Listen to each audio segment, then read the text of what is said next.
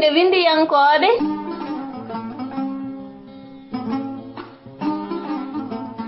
tufnde windiyankoɓe ko yewtere nde Gollal Media waɗanta on yontere kala e oɗo saaha. bandiraɓe musidɓe tedduɓe hettiyankoɓe haalirde Gollal Media, min calmini on, min juurima on, min bismima mon e yewtere men taw ko yewtere nde noddirten tufnde windiyankoɓe taw nara heblandon ɗum musidɗo mon Salif Tall ɗo e nder haalirde men Gollal Media.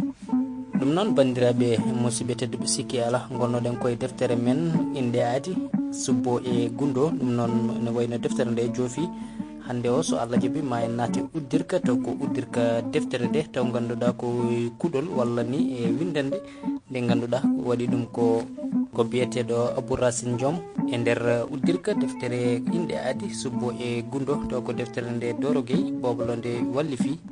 sikki ala ɗiɗo dummonaji kala gonnoɗen koye tarde deftere nde e ballal Allah deftere nde wawi kadi jofde no hannirta ni. ɗum noon bandiraɓe musidɓe tedduɓe hettiyankoɓe haalirde Gollal Media, kamɓe calsalte mum kettuɗen uddirka taw koye windande Abou Racine Diom taw ko wittiyanke gomo fulo e witto. ɗum noon musidɓe tedduɓe bisimilla mon e kettogol.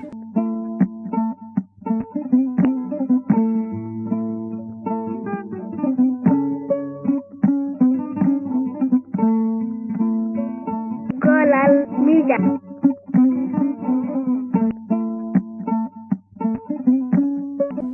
inde ko hunde mawde e godal ko ɗum waɗi jomiraɗo tagɗo o innire hoore mum beele tagore nde ina anda mo. o rokki kadi kala ko tagi inde nde andirte. o waɗi ɗen inde ɗe gondaka gandal walla mbiyen pible ngandi pipteteɗe laato gandal. o tagi neɗɗo o lomtini ɗum e ndi leydi, o andini ɗum ɗen inde kala ɗe laati pible ngandi makko tolnotoɗi e 1,4 gram ngandi ganduɗandi so kullel kala ngandi mum yerondirama e mobre ɓandu mum.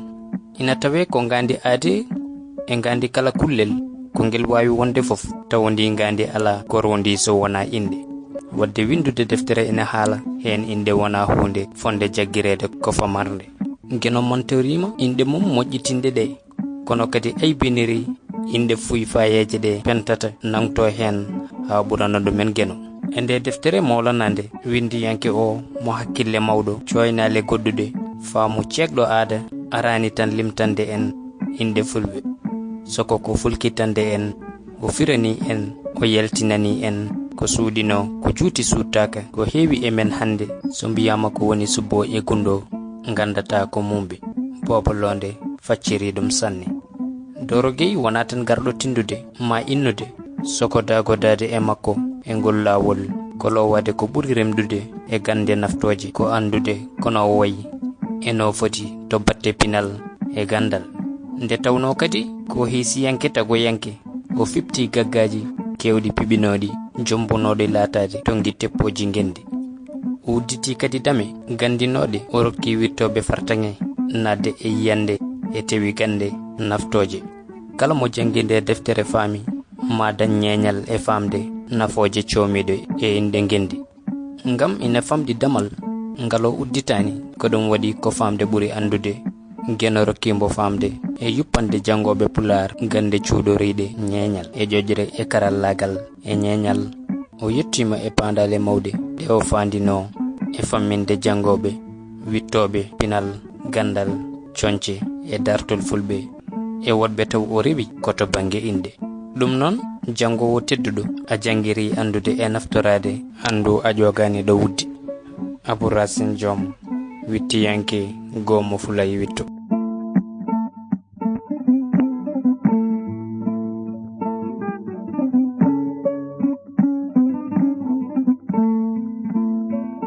Gollal Media.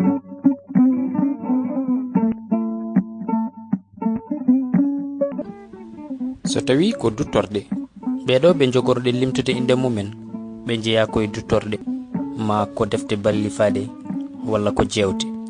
ene jeeyayi ɓen professeur Ba Oumar e deftere nde windi Le Fouta Toro au carrefour de culture. Gueye Amadou Malal kotki Mauritanie, Gueye Mamadou Malal jewte, Yero Doro Diallo jewte, Camara Cheikh Moussa on woni Cheikh Moussa Camara e deftere mom Zuhor al-Basatin. Professeur Seydou Kane, l'histoire du Fouta Toro. Professeur Kane Oumar, la première hégémonie de Kolitengela à Almami Abdul. Oustaz Amadou Yero Kide, Jokundire, Lam Aboubakry Moussa et deftere mom fulbe gile heli e yoyo ha Fouta Toro. Mabo Hami al-Vullani, quelques noms fulfulde et leur signification. Nyokan Adama, Fouta Toro du XIVe siècle au XIXe siècle, essaye de synthèse. Sow Daouda Bayal, Hunde Épinal Fulbe, Sow Siré Abbas, chronique du Fouta sénégalais. Tiftinenton endergasirde defterende, kelme de kala ine pira e demgal farayse gilay inde haye nokkuji. En kettoto yimre men inde adi, ngarten e yewtere men. Inde aadi. Indam ko aadi, innam mi notoro. Somi wiya pullo haalpular tukulor fulle e fullani fof mi jaboro. Mbeɗe wiye noon tawde ko mi ɓi Fouta Toro. Ɗo mbiyetemi ko Doro Gueye Njoro mo yiɗande mum yo ɓooro. Koɗe ganniɗe min galtoyi keccol ha yooro. Alaa ɗo keddaten e Fuutaji eɗo fulɓe ngoni kala hono no Ñooro. Mantorami inde e inde fulɓe ko fimde mi farnoro. Indam ko aadi ina heen ko limoje pamorto. Hammadi Niili masira laaɓi komi dikel afo ardo. Somi Sambayel Bacca ma Kumba Mburel ɗo komi dewɗo dikkomi darano. Penda Jabel banum debbo Demba Cillel Ciila Jalno. Miiraaɓe Cillel e Jabel ko takko jibel e yero ina bello. Ɓeen mawnini paate e jobbo fof ko ɗe fulɓe ɗe delo e daado. Kodda kam ko bewɗo galle gonɗo e maɓɓe kala ina faamo. Funeeɓe subbo e gundo dewo maɓɓe sajorto ko Sadio. Indam ko aadi ina heen ko malnorɗe gandorto. Ɗeene ko calte malal ma jam e bela malu e malnoreede. Jamyel e welende ndeke hay urɗo kame e yeene e jali ko weltorede. Bellu bellel bele e belal kohe majje malade men gasata limtorede. Hay dañjo moƴƴo selli e sellu koye duwortede. Ndeke indam ko aadi innam mi farno. Ɗen ko parnorɗe en majjani leppi ina piile. Tesko arɗo hoto yejjittene e jagaraf kamalin ko e satigi jaltaɓe e joom ina gande. Kala mbani e lamjani jigande e jombar foytiri e bees fof deyi ina pande. Botol e bummoy soma e malaw jagudin e bijeyni e palimpa ina jarne. Ɗone ko Diallo fari e mayta ha farba e bees ina farnore. Ceerno Almami Ilfik Alpha Eliman tafsiru dañi woni nde diine feeñi innitore. Gasani ko yeruji tan. Ndeka ko fulɓe koko galu yeebaare e kompe goppini fine tawe. Ndeke indam ko aadi innam mi fanoro. Ɗone ko panorɗe koye majje leeli dañde daroraka ɗe inde ina keptino. Sikkaka leelɗo jengudi ɗe kam kaali neeɓo ina nano. Wonɗon yimale jooɗo wuuri e guurowo fof ko yo wurtan wondo. Sooro e furgere daɗi e jindi ina heen ma jiya e moɗi sondo.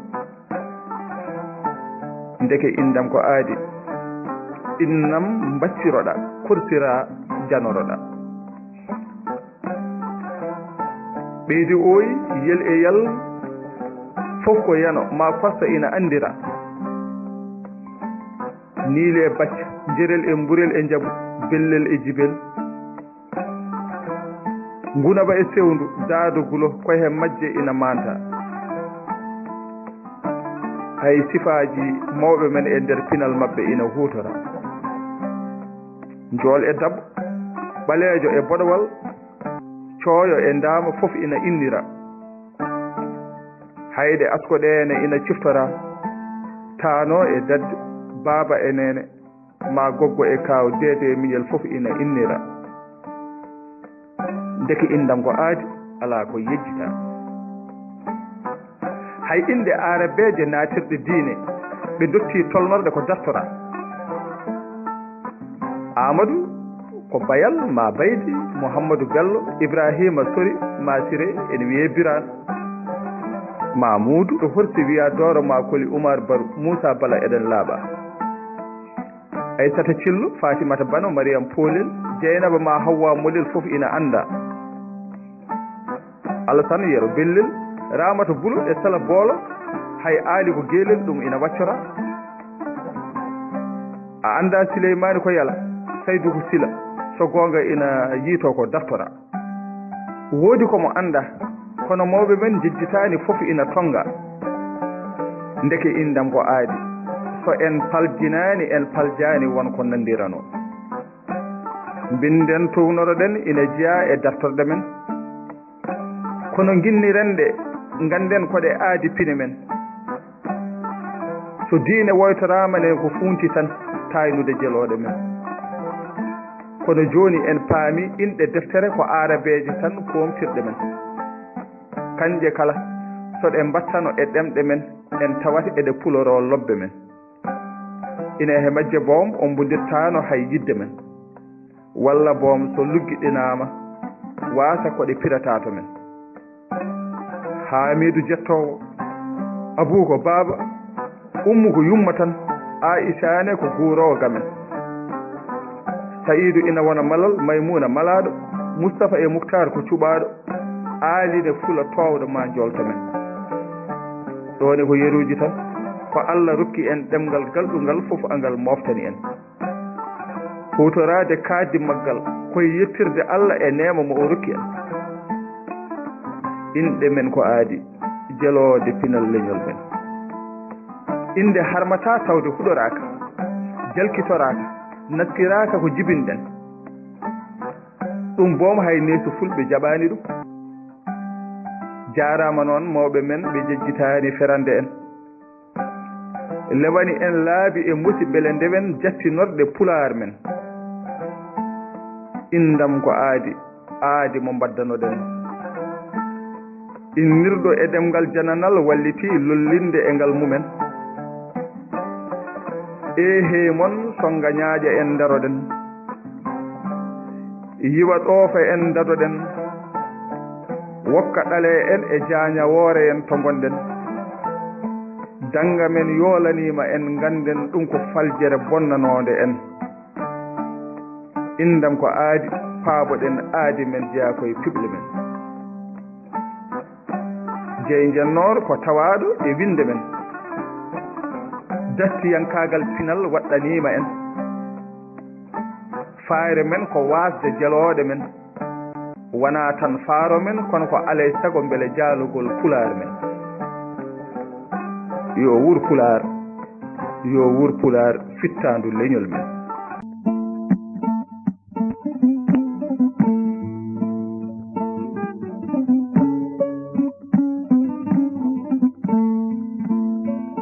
Golal Media.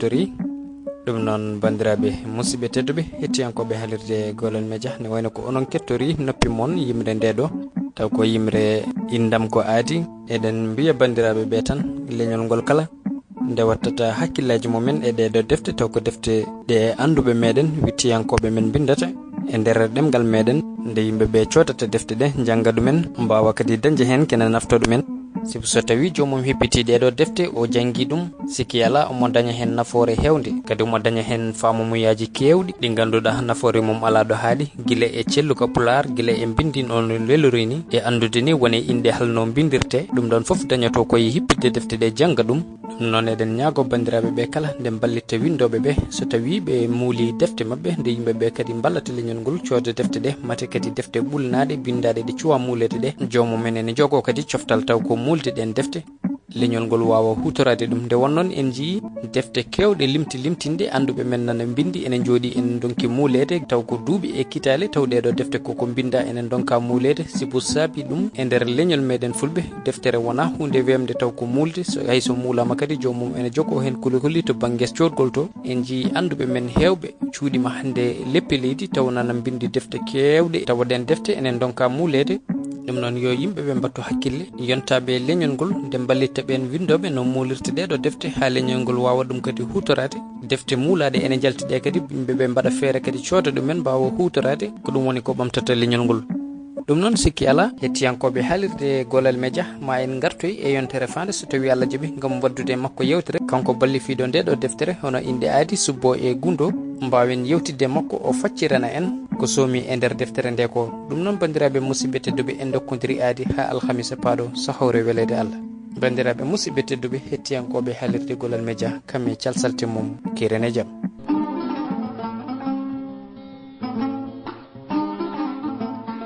nde windiyankoɓe